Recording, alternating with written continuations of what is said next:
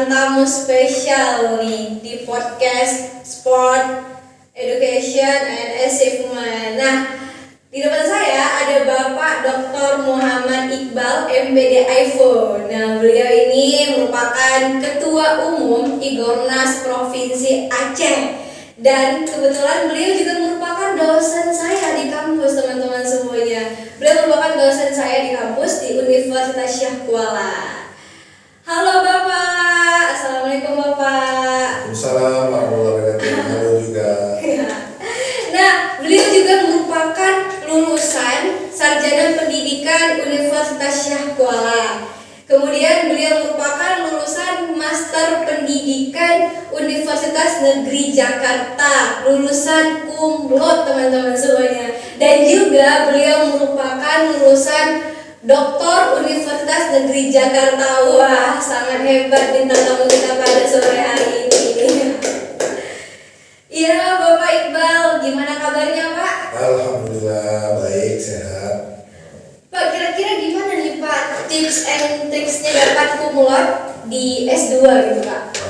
Kok bisa gitu Pak? Waduh, ini panjang ya. Mau cerita panjang atau cerita pendek?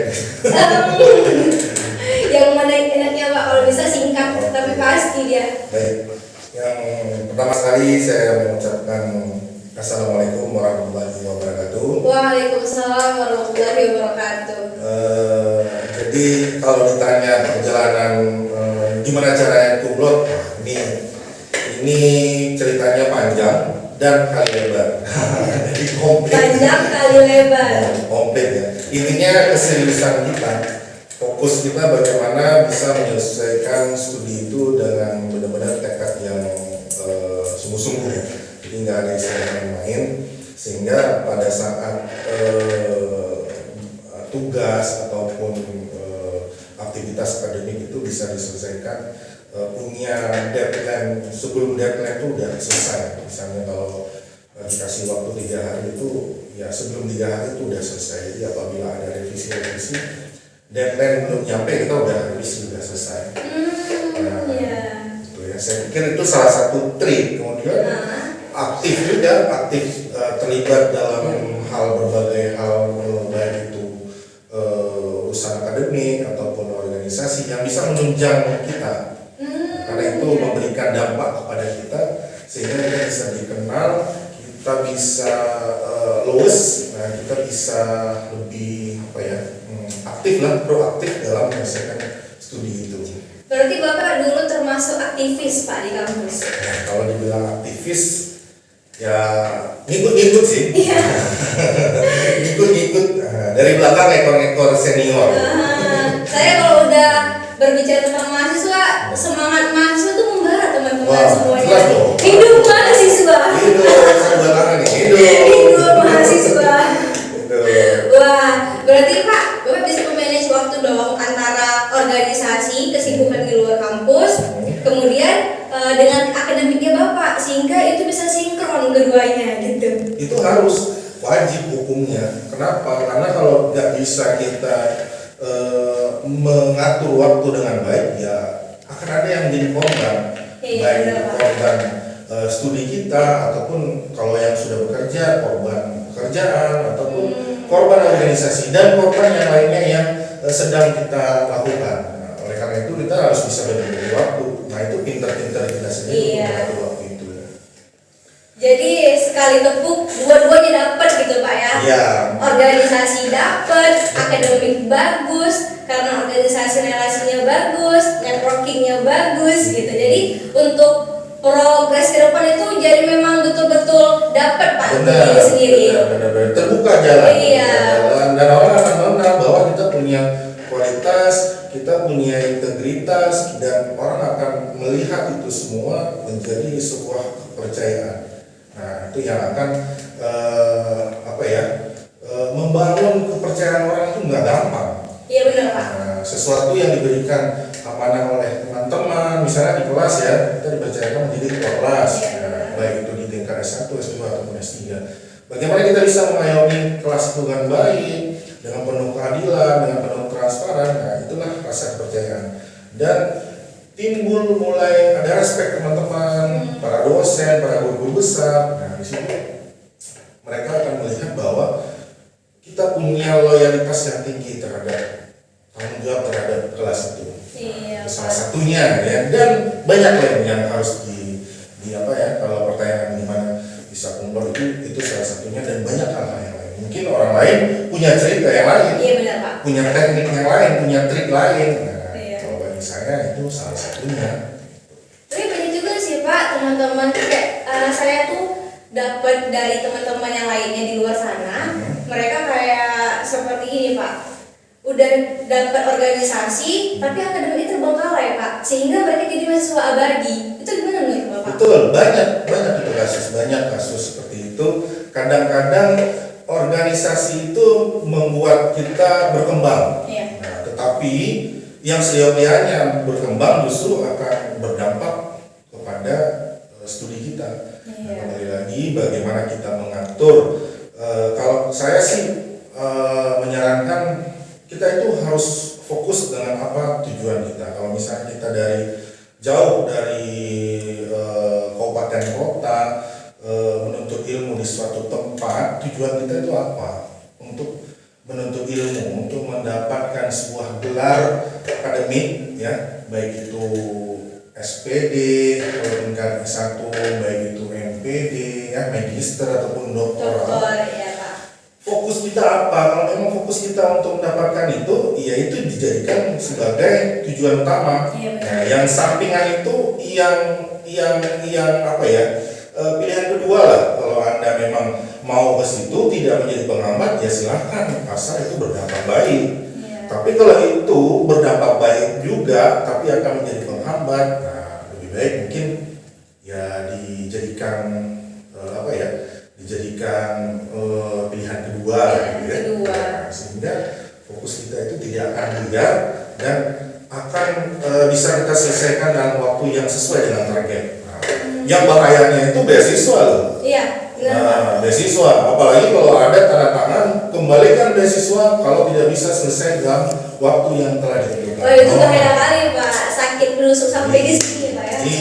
Itu menyesatkan, bahaya. Iya. Nah, belum selesai studi, kita udah di DO, bahkan kembalikan lagi. Bahkan kampusnya pun akan di stempel nggak baik oleh pemberi beasiswa. Benar. Dampaknya junior kita nggak akan dapat beasiswa karena kita sudah melukai kepercayaan Iya. Perusahaan ataupun yayasan ataupun pemerintah yang telah memberikan beasiswa kepada kita. Iya. Nah, makanya harus hati-hati tuh, nggak gampang. Tanggung jawab moral, tanggung jawab tanggung jawab beban itu harus benar-benar dipikirkan. Jangan disalahgunakan. Iya, benar. Jadi jadikanlah organisasi, pekerjaan dan lainnya ketika kita sedang studi itu menjadi pendamping yang membuat kita itu bisa terus melaju dalam menyelesaikan studi itu dengan baik. Nah, bukan nggak boleh bekerja, itu kan memang tujuan akhir ya. Iya, Pak. Organisasi juga bukan nggak boleh, itu kan berdampak baik juga. Tapi fokus kita dulu di mana? Iya. Kalau fokus kita studi, ya studi. Jika studi itu bisa pekerjaan ataupun organisasi itu bisa mengantarkan studi kita lebih cepat, ya nggak masalah. Benar. Silakan. Tapi ketika itu menjadi penghalang kita, nah kembali lagi kepada pasal pertama, tidak boleh telat studi, Iya. ataupun tidak boleh sampai studi itu terbengkalai. Nah, Benar, seperti Pak. itu. Tapi banyak sekali ini Pak, para mahasiswa di sana yang telat lulus kuliahnya mengalibikan atau mengkambing hitamkan organisasi sebagai penyebabnya gitu. Saya kan organisasi makanya telat. Saya kan lagi sibuk beraksi, sibuk jadi aktivis, makanya saya telat lulus kuliah gitu. Ya. Dan mereka bangga Pak dengan itu. Seharusnya kita bangga dong kalau misalnya kita organisasi dan kita tuh tepat lulus kuliahnya gitu kan Pak. Iya. Tapi mereka malah bangga dengan mereka yang berorganisasi, namun mereka malah melalaikan kulitnya juga gitu. Jadinya nggak ada sinkron di antara keduanya. Ya, makanya jadikan contoh yang baik lah. Iya. Nah, di antara contoh, nah kita kan punya kiblat ya. Kadang-kadang mahasiswa itu katakanlah harus ada seseorang yang difavoritkan. Misalnya kita ingin jadi seperti siapa. langkah yang dia tempuh itu seperti apa. Nah, dia menempatkan waktu untuk menyelesaikan studi itu seperti apa. Nah, ketika dia berorganisasi itu kapan waktunya dan untuk apa organisasi itu. Kalau memang organisasi itu menjadi penghalang, ya lebih baik fokus dulu. Bukan nggak boleh ya, saya selalu menekankan bukan nggak boleh organisasi. Organisasi itu bagus, melatih kita, kepekaan kita, apalagi kalau organisasi yang bergerak di bidang sosial kemasyarakatan. Sebagai wadah mengasah soft skill itu Pak, soft skill kita. Iya, tapi kembali lagi jangan sampai mengkambing hitamkan organisasi. Organisasi itu nggak salah, organisasi itu tidak boleh dijadikan sebuah alasan. Tapi kembali lagi ke kita, bagaimana pintar-pintar kita untuk menyesuaikan diri untuk menyelesaikan studi. Nah, sehingga semua yang berjalan aman. Banyak kok orang yang bisa studi sukses, bahkan sampai ke mancanegara. Organisasinya nggak main-main, bahkan sampai organisasi yang tingkat dunia.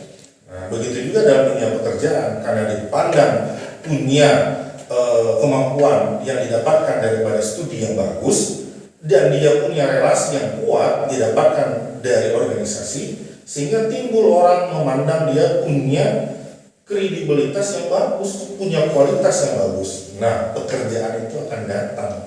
Iya benar. Nah, seperti saya itu. sepakat Pak kalau seperti itu. Karena saya sendiri pun merasakan itu Pak, untuk hal itu. Dan saya merasakan bahwa organisasi itu untuk meningkatkan value kita, Betul. meningkatkan nilai pribadi kita, Betul, nilai betul. personal kita gitu. Betul. Terutama meningkatkan personal branding kita. Jadi saya tuh selalu bangga ketika orang bertanya, kamu anak organisasi, kamu aktivis? Iya, saya aktivis. Saya paling senang tuh Pak kalau misalnya lagi demo, aksi, itu paling senang saya Pak. Demo apa nih? Menyuarakan hak-hak rakyat sebagai penyambung lidah rakyat gitu. Mantap, masih semangat ya. Saya senang sekali tuh Pak kalau udah persoalan demo, aksi, menyuarakan hak-hak rakyat, kemudian seminar nasional, seminar ini, seminar itu, seminar pendidikan, banyak kegiatan itu banyak positifnya. Karena apa? Karena kalau misalnya kita berorganisasi, kita nggak ada waktu main gitu Pak.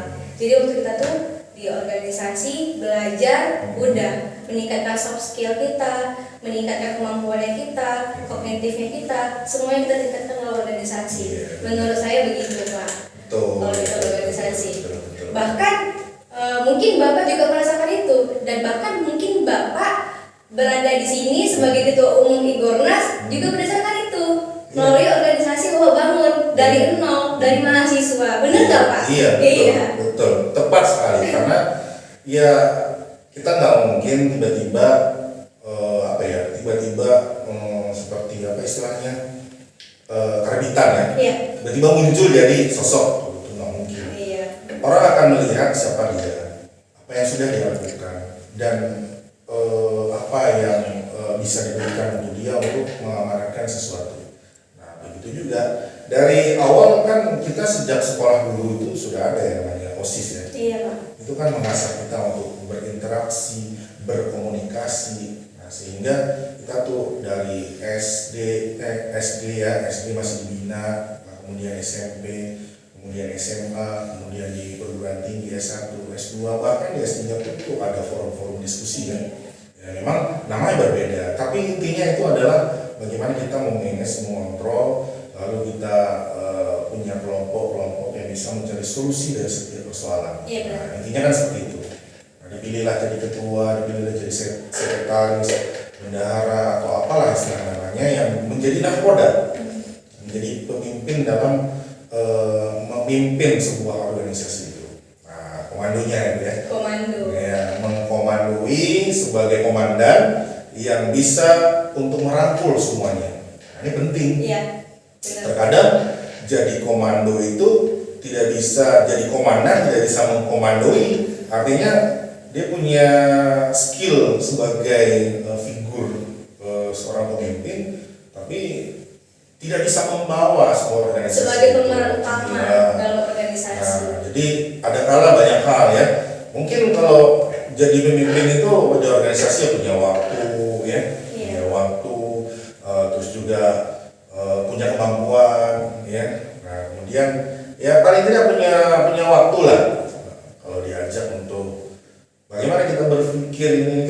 mungkin mikirnya itu lewat handphone ya, telepon gimana nggak mungkin begitu. Kita punya struktur organisasi, ada pengambil kebijakan, manakala mungkin ada persoalan di internal dan sebagainya, sehingga butuh kesepakatan itulah yang akan menjadi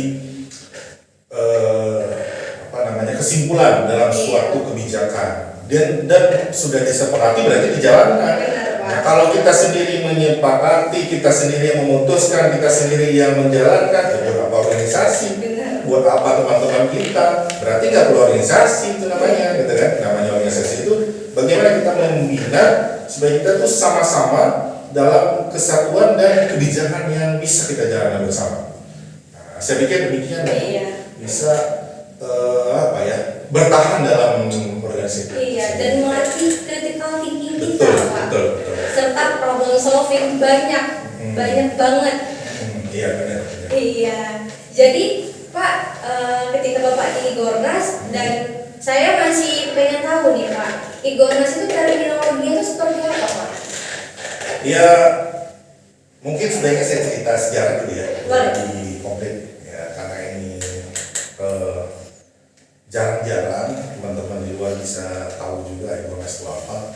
Igornas itu singkatan dari kepanjangan daripada Ikatan Guru Olahraga Nasional. Nah, itu tahun 2021 keluar Perpres ya.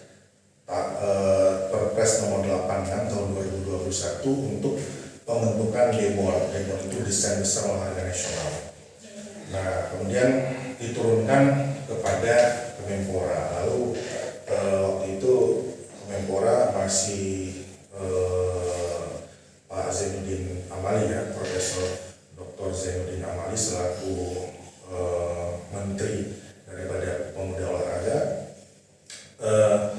Mungkin beliau melihat bahwa percepatan Igornas ini perlu adanya pergerakan daripada guru-guru.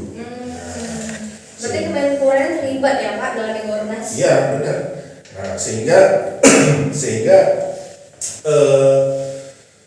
lahirlah tahun 2022 lahirlah Igornas. Nah Igornas ini bulan Juni 2022 lahirlah Igornas ya. Igornas itu di pusat. Nah waktu itu dipanggil semuanya yang terpilih di provinsi untuk dikukuhkan oleh Pak Menteri.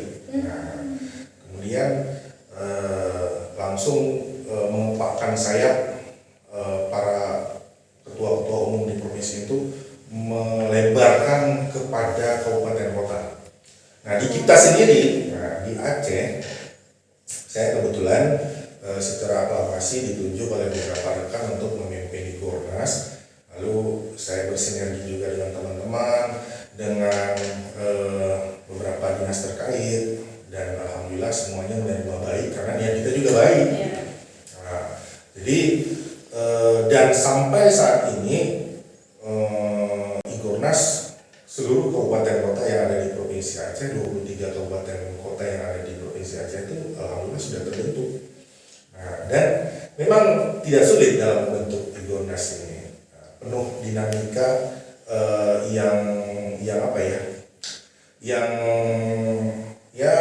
karena kan kita ini di Aceh ini kan jauh-jauh ya, kabupaten-kabupaten itu jauh-jauh, jadi penuh dengan pengorbanan. Memang sih itu tidak menjadi hambatan, tapi ya disitulah terkadang terjadi agak sedikit lambat, agak sedikit kadang-kadang di provinsi lain itu sudah banyak terbentuk. Dan ada juga di provinsi lain yang sampai saat ini belum semuanya terbentuk.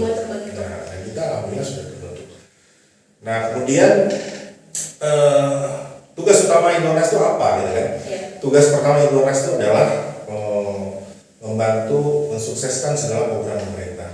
Dalam tanda petik bukan berarti pemerintah itu nggak mampu. Pemerintah itu mampu, tapi dalam hal desain besar olahraga nasional ini yang ditargetkan adalah tahun 2021 dibentuk BOM dan tahun 2045 Indonesia ini bisa dapat masuk ke 5 besar dalam Olimpiade. Iya. Nah, jadi 21 tahun kurang lebih ya. Kalau dihitung 2021 ke 2045 itu berarti kurang lebih 21 tahun. 21 tahun inilah masa untuk bagaimana Indonesia ini punya atlet-atlet yang elit serta atlet-atlet yang tangguh. Nah, bukan atlet karbitan, bukan atlet dari hasil bla bla bla gitu ya. Memang dibina. Nah, Dibina selama 20 benar. tahun. Nah, maka yang tahu postur, yang tahu atlet yang dari perdesaan, dari pelosok, posturnya, rentang tangannya, rentang tungkainya, itu guru-guru olahraga. Iya, benar. Nah, oleh karena itu turunlah Igornas ini untuk melihat, menyeleksi secara benar-benar dilihat nih dari Sabang sampai Papua ini punya ribuan, mungkin jutaan ataupun puluhan ribu siswa-siswa yang punya potensi postur tubuhnya cenderung ke olahraga apa. Nah, di dalam Depol ini 14 cabang olahraga itu yang akan diprioritaskan untuk menjadi atlet elit. Iya. Nah, jadi nanti kalau sudah tersaring, kalau sudah terjaring, para atlet-atlet ini akan dibina oleh Kemenpora melalui pusat-pusat sentra latihan. Nah, ada beberapa. Kalau di DKI itu UNJ ya, Universitas Negeri Jakarta yang akan dibina menjadi sentra latihan. Kalau di Sumatera baru UNP Padang. Dan kalau di Sumatera akan nyusul juga UNMED, kalau salah saya ya. Kalau memang salah, mohon maaf, di komen di bawah. Di komen di bawah, dan ternyata sudah ada gitu ya. Mana tahu ya Pak. Iya, mohon dimaafkan kalau salah-salah informasi ataupun informasi. Dan mungkin mudah-mudahan di Aceh juga menyusul Universitas Sekolah punya sentra latihan sendiri, sehingga anak-anak yang wilayah regional Aceh ini tidak jauh gitu ya. Karena bukan tidak boleh, tapi orang tua sulit untuk melepaskan anaknya kalau misalnya dari satu daerah ke daerah yang lain gitu. Padahal walaupun niat pemerintah itu kan baik menciptakan atlet elit, tapi orang tua berat melepaskan itu. Nah, oleh karena itu hadirlah Igornas sebagai menjawab daripada tantangan yang diberikan oleh pemerintah. Bagaimana caranya 2045 Indonesia punya atlet elit berpotensi dan juga bisa membanggakan Indonesia masuk ke 5 besar dalam Olimpiade. Nah, jadi ya dari sekarang kalau kita lihat tentang waktu 21 tahun itu, dari SD ya, SD dapat dibina 6 tahun, masuk SMP, masuk SMA, ya kurang lebih mungkin kalau 20 tahun dia udah expired juga ya. Nah, tapi kan nggak sendiri gitu ya. Ada juniornya, nanti dia berangkat naik satu tingkat, lahir lagi junior. Regenerasi. Benar, regenerasi terus gitu ya. Nah, jadi nggak mati di situ aja dia atlet tersebut. Ya, yang tahu dia punya potensi bagus, postur bagus ya dari guru olahraga. Iya benar. Sehari-hari dengan guru olahraga, main bola dengan guru olahraga, main kasti, apalagi rondes, main ya permainan-permainan di sekolah itu bersama dengan guru olahraga. Dia melemparnya bagus gitu ya. Dia melempar, main kasti dilempar cus, kencang sekali lemparannya. Karena matanya gitu. Iya. Jadi guru olahraga itu kan bisa mencatat, ini si A ini lemparannya kuat sekali gitu. Ini lompatannya kuat sekali, ini larinya bagus sekali, kecepatannya luar biasa ini, di atas rata-rata dari temannya. Nah, inilah yang akan karena kenapa saya sampaikan begitu? Igornas sudah menjalankan beberapa program dari kementerian, ya, khususnya Kemenpora. Salah satunya itu adalah antropometri. Nah, mulai. Jadi Kemenpora ini bukan hanya sekedar untuk membentuk Igornas semata, tidak, tetapi juga memang memberikan program untuk melihat, menjaring, ya, menjaring benar-benar. Nah, kemarin beberapa bulan yang lalu itu Provinsi Aceh sudah dapat 17 calon atlet elit. 17 Pak. 17 orang dari seluruh kabupaten kota. Itu dari tingkatan apa tuh Pak? SMP kah? SMA? Atau dari mulai dari SD, SMP, SMA.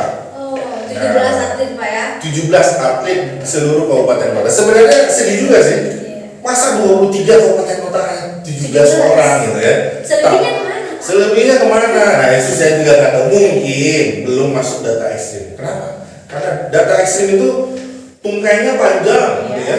Nah, dia punya kekuatan yang beda dengan teman-temannya. Maka dikatakan data ekstrim. Nah, data ekstrim ini nanti akan akan ditabulasi lagi, akan diolah lagi. Nah, bisa saja dia nanti akan kalah dengan provinsi lain. Dicari yang terbaik. Gitu. Ya mudah-mudahan nanti nambah lagi karena itu kan akan terus berjenjang, seleksi berjenjang. Nah, Continue Pak. benar. Nah, Igornas sendiri juga hadir kembali lagi ke provinsi masing-masing. Kalau kita di Aceh, saya melihat Igornas ini menjadi pemersatu, ya, pemersatu antara teman-teman yang tugasnya di Kemenak, juga yang tugasnya di Dinas Pendidikan. Memang tidak ada persoalan, mereka tugas dimanapun boleh saja, tidak apa-apa gitu kan. Dan memang tugas negara yang dijalankan, ibadah juga. Tetapi dengan adanya sebuah wadah ini bisa menyatukan kita semua dalam satu induk organisasi, yaitu Igornas. Nah, sehingga kita bisa membuat acara apapun untuk meningkatkan kapasitas kita, untuk meningkatkan kualitas kita, sehingga kita dipandang ada karena kita berbuat. Kita dipandang berkualitas karena kita memang menunjukkan diri kita berkualitas. Nah, jadi kita tidak boleh menjudgment orang lain. Anda mengatakan bahwa guru olahraga tidak ini, tidak itu, tidak ini, tidak itu. Nah, kita sendiri tidak mampu bersaing dengan orang lain. Nah, makanya kami sering sampaikan bahwa tunjukkan diri kita ada karena kualitas kita. Orang memandang kita ada, memandang kita berkualitas karena memang kita punya nilai. Sesuai dengan tema hari ini kan, value personal ya. Nilai diri kita itu seperti apa? Ya bukan dirupiahkan, tetapi kita dipentingkan nggak sih sama orang? Kita dibutuhkan nggak sih sama orang? Nah kalau kita dibutuhkan sama orang, kita punya nilai. Begitu punya nilai berarti orang akan menghargai kita dengan keilmuan kita sendiri. Di Igornas juga demikian. Kita membuat seminar, kita membuat pelatihan. Nah, beberapa waktu lalu juga kita membuat pelatihan senam. Kemudian juga kita membuat seminar. Kita membuat ya sudah beberapa hal yang kita banyak buat. berapa ya? Banyak. Event juga kita sudah selenggarakan. Ada 2 event besar yang sudah berlangsung dan sudah berlalu juga. Tahun yang lalu kita buat event FOP, ya, Festival Olahraga Pendidikan. Itu di mana tuh Pak? Di Banda Aceh. Di Banda Aceh. Ya, karena kita provinsi jadi di Banda Aceh.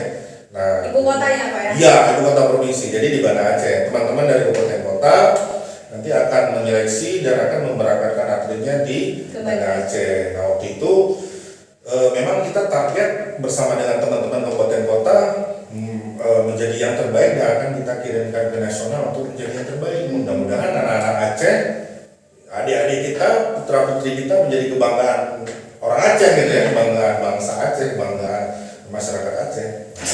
Tapi mungkin itu butuh waktu bertahap karena Igornas ini organisasi yang baru lahir, butuh pengujian juga oleh pihak Menpora. Nah, siap nggak menerima tanggung jawab dari Menpora? Iya. Tapi Pak, banyak ya Pak justifikasi dari orang-orang mengenai guru olahraga. Yang mana guru olahraga ini cuman sekedar datang, kasih bola, terus pergi kantin merokok, minum kopi. Banyak justifikasi orang-orang seperti itu. Ya, orang menilai seperti itu. Iya. Nah, tapi bagaimana kita memberikan penilaian itu berdampak baik, ya. Nah, sekarang saya tidak mau muji-muji, saya tidak mau muluk-muluk, tetapi kehadiran guru olahraga itu punya cerita tersendiri. Iya benar. Kadang-kadang ada satu sekolah yang didominasi oleh ibu-ibu, guru olahraga itu suruh angkat galon. Nah, kenapa? Karena memang ibu-ibu nggak kuat gitu ya. Tapi kita jangan menganggap bahwa saya kehadiran di sini sebagai orang angkat galon, nggak begitu. Ya. Nah, pada saat kita membantu itu bentuk sosial, kita bantu karena kita satu pintu di dalam sebuah pekerjaan, yaitu sebuah hal positif. Tetapi di balik itu semua kita punya kapasitas, kita bisa jadi wasit, Iya, ya, khususnya yang sudah ahli ya. Iya. Tidak serta merta langsung jadi atlet, wasit, pelatih, dia harus melalui proses. Nah, proses itu teruji. Iya benar. Nah, sama kayak pramuka. Pramuka kan enggak serta merta langsung jadi anak-anak pramuka. Dia punya terus KMD dulu ya. Nah, mahir dasar dulu, dan mahir dasar itu punya lisensi, punya ini, punya itu, dan mulai naik. Nah, sehingga punya keahlian khusus. Nah, ketika punya keahlian khusus, ya kita akan dilihat sama orang. Begitu juga ketika masuk ke ranah dalam pendidikan. Nah, dalam pendidikan sudah ada rule-nya ya, sudah ada aturan mainnya, ada RPP-nya, ada silabusnya, ya ikutilah itu. Seandainya kita bisa mengikuti itu, saya pikir paradigma guru itu hanya dipandang sebagai guru yang ngambil bola lempar terus santai, itu nggak akan lagi gitu ya. Ya kecuali jenuh sekali-sekali lah. Iya. Wajar Pak ya. Iya. Dimaklumkan. Sekali-sekali. Tetapi dalam konteks jangan sampai berdampak negatif. Iya benar. Kalau berdampak negatif, kita tidak mengawasi siswa-siswi kita bermain, nanti kacanya pecah, dendangnya kemana-mana, terus ada siswa lain yang lewat sambil berolahraga misalnya di lapangan pinggir jalan, ternyata sudah ada saling nantang-menantang, tiba-tiba jadi tawuran, guru olahraganya mana gitu kan. Nah, ini berdampak tidak baik. Tapi ketika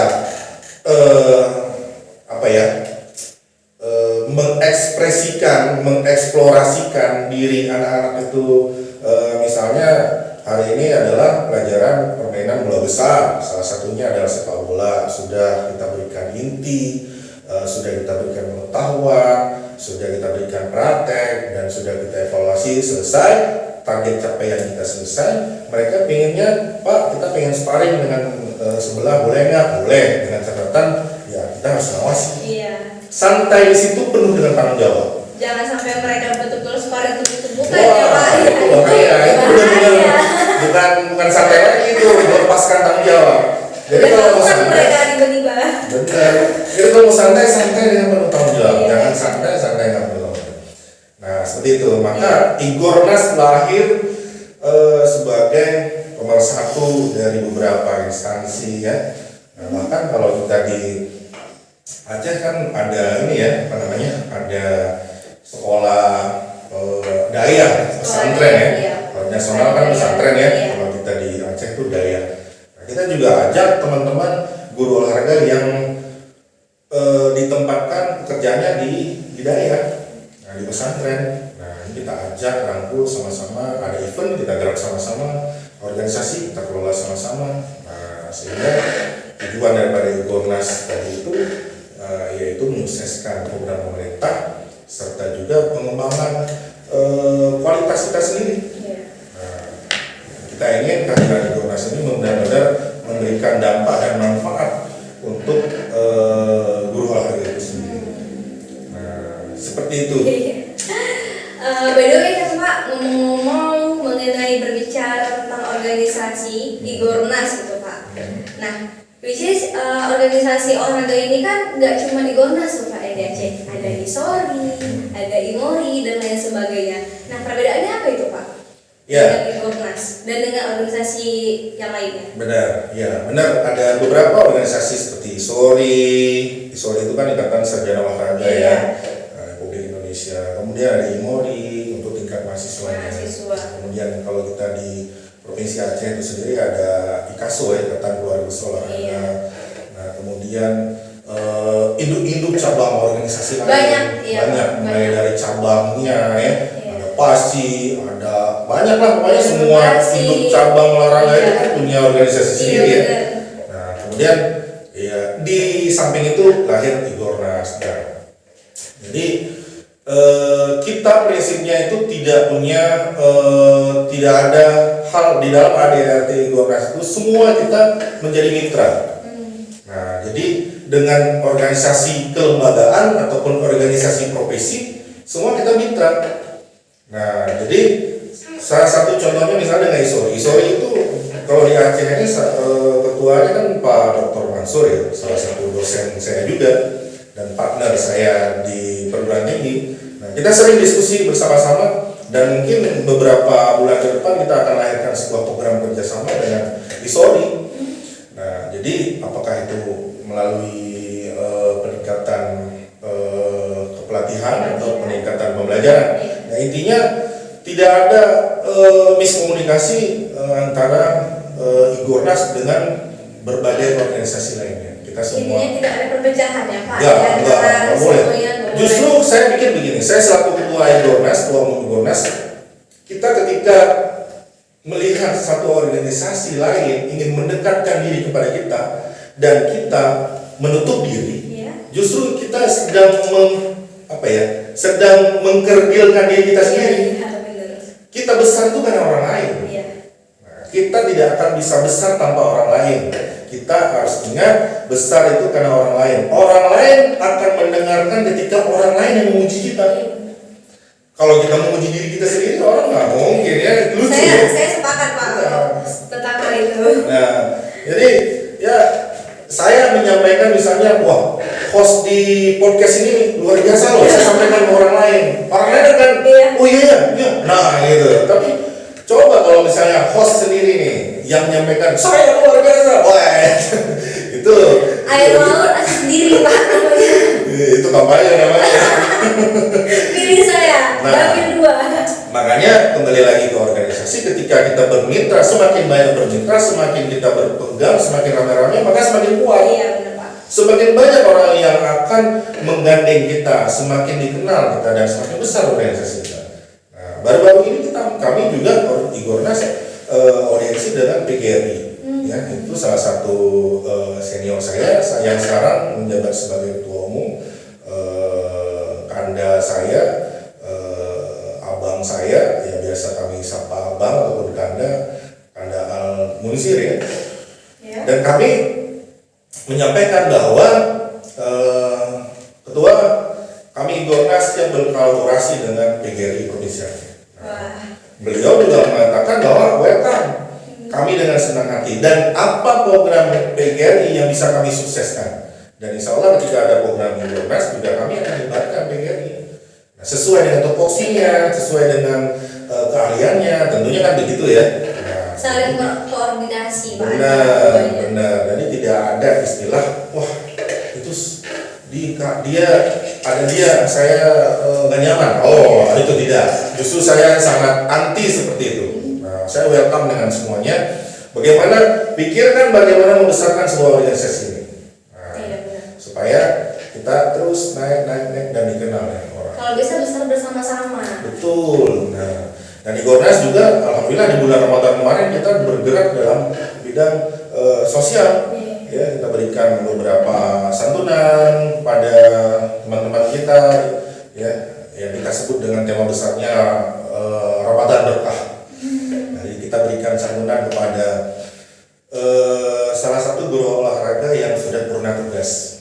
Nah, sudah hampir 25 tahun beliau mengabdikan diri sebagai guru olahraga dan sudah pensiun, lalu beliau sakit dan tidak bisa lagi mencari rezeki. Dan kita hadir sebagai penyemangat beliau, walaupun yang kita berikan itu tidak seberapa. Nah, tetapi kehadiran kita itu membuat hati dia senang. Nah, membuat dia senang bahwa dia nggak sendiri loh. Nah, dia punya label guru olahraga yang ternyata selama ini saya nggak sendiri. Dia merasakan seperti itu. Iya, pendekatan emosional, kekeluargaan. Benar. Nah, itu luar biasa yang kami rasakan. Nah, kemudian satu orang lagi yang kami berikan santunan pada saat itu di bulan Ramadan juga, waktu yang bersamaan itu kepada Ananda, anak dari almarhumah Tuti Sarwita. Nah, kebetulan Tuti Sarwita itu seorang mantan atlet rugby Aceh. Jadi terjadi musibah sama almarhumah di Tangerang waktu itu di tol, sehingga yang menyebabkan beliau meninggal dunia. Nah, dan kita merasakan kesedihannya, kita lihat anaknya masih kecil, lalu kita datang ke rumah, kita hibur orang tuanya.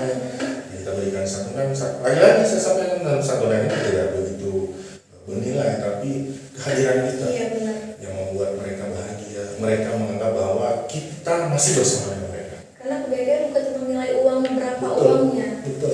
Kalau kita berikan berapa yang mau kita berikan, tapi kita lupa yang tinggi, mereka berapa?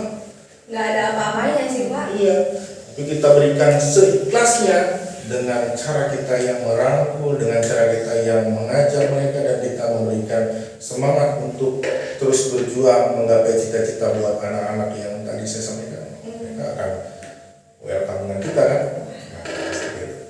Luar biasa. Dan Igor Nas ini besar bukan karena saya. Saya sampaikan kepada saya dan teman-teman, saya sampaikan kepada teman-teman, Igor Nas ini bukan besar karena saya, tapi karena kita. Karena Igor Nas ini bukan punya saya, Punya kita semua. Nah, punya kita jalankan, kita pikirkan semuanya, apa yang kita jalankan, kita pikirkan, sakit kita rasakan, dan enak juga kita rasakan. Nah, dari awal, dulu waktu awal pembentukan Igor Nas, berjuang nggak bisa-bisa. Kita duduk rapat, kita pikirkan ke depan, kita pokoknya semuanya terlalu pahit untuk diceritakan. Iya. Tapi ya itulah pengorbanan. Iya. Nah, karena untuk organisasi, ya jangan berpikir bahwa organisasi itu mencari uang. Iya benar Pak. Tapi ketika organisasi ini berkembang dan besar, ya, program itu akan datang. Sebagai proses. Iya. Nah, begitu. Iya. Wah, luar biasa sekali. Sangat kompleks ya Pak pembahasan kita pada hari ini. Dari yang tadinya akademik, predikat cum laude, organisasi sampai ke Igor Nas, sangat luar biasa. Itulah tadi teman-teman semuanya betapa pentingnya kita berorganisasi sejak kita masih muda, masih fresh, sangat penting karena itu meningkatkan value kita sebagai mahasiswa, sebagai seseorang guardian value, sebagai agent of change dan agent of control. Jadi teman-teman semuanya jangan pernah takut untuk memulai, jangan pernah takut untuk memilih keputusan karena teman-teman semuanya life is choice, hidup adalah pilihan dan teman-teman semuanya harus memilih apapun itu, pahit, manis, dijalankan, dirasakan semuanya. Anggap bagian dari proses teman-teman semuanya. Benar loh Pak? Cakep. Mantap, benar sekali. Oke Bapak, terima kasih Bapak Sama-sama. sudah berhadir dan Sama-sama. sekiranya teman-teman semuanya ingin nih Pak mendengarkan closing statement dari Bapak. Disilakan Pak. Ya, saya pikir konsep dasarnya adalah kita hidup bagaimana kita bermanfaat untuk orang lain. Nah, karena ketika kita hidup dan menebarkan manfaat untuk orang lain, justru manfaat itu akan berbalik ke kita. Kita juga akan berkembang, akan punya relasi yang kuat dan punya kepercayaan oleh orang-orang. Nah, maka hidup itu harus dijalani dengan baik dan juga tebarkan manfaat yang baik juga. Saya pikir itu. Oke teman-teman semuanya, terima kasih sekali lagi untuk Bapak Iqbal. Ya, sangat luar biasa untuk podcast kita pada hari yang berbahagia ini. Sekiranya cukup sampai di sini aja Pak ya. Jangan lupa Iya. like ya, apa sih? Like and subscribe. Subscribe, apa namanya? Subscribe. Iya Pak. Maklum lah, ini kan generasi muda ya. Subscribe, apa lagi ini? Ada berapa sih itu? Like, komen, share, and subscribe. Subscribe, ada 4 ya. Berarti kalau kurang 1 apa jadinya tuh? Bincang ya? Iya, bincang Pak. Nggak seimbang dengan Nggak nasi seimbang. tuan.